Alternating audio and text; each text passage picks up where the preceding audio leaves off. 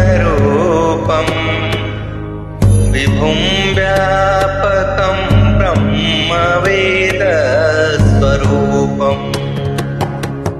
निजं निर्गुणं निर्विकल्पं निरीहम्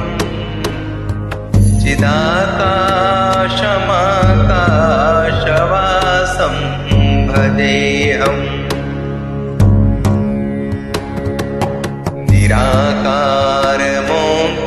निराकारमोङ्कारमूलं तुरीयम्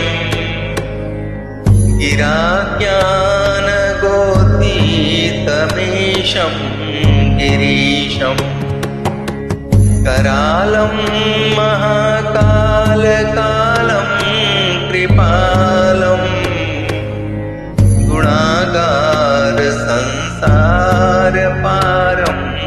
नतोऽहम्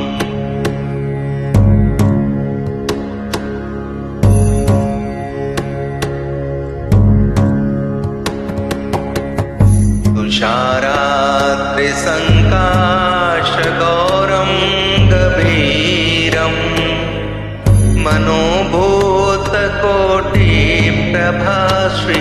मनोभूतकोटिप्रभाश्रीशरीरम् स्फुरन्मौलिकल्लोलिनी चारुगङ्गा लसद्भालबालेन्दुकण्ठे भुजङ्गा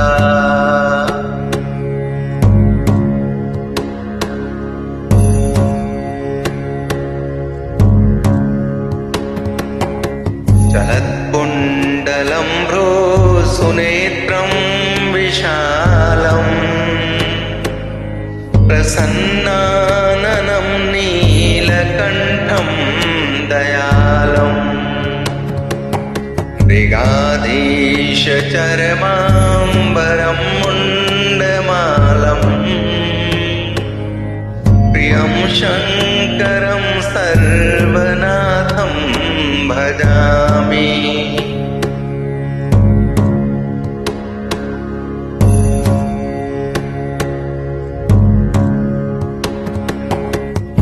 प्रचण्डं प्रकृष्टं प्रगल्भं परेशम् अखण्डं वजं भानुकोटिप्रकाशम्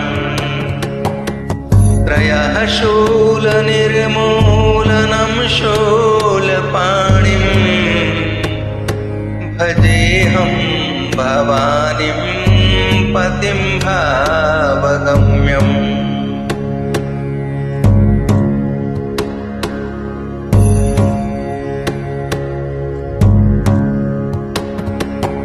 कलातीत कल्याणकल्पान्तकारी सदा सज्जनानन्ददाता पुरारी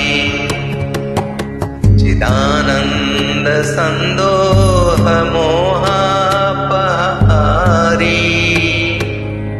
प्रसीद प्रसीद प्रभो मन्मथारी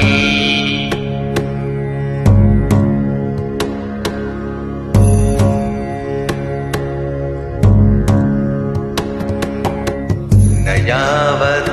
उमानाथ पादारविन्दम् भजन्ति ह लोके परे वा नराणाम् न तावत् सुखं शान्ति सन्तापनाशम् प्रसीद प्रभो सर्वभूताधिवासम्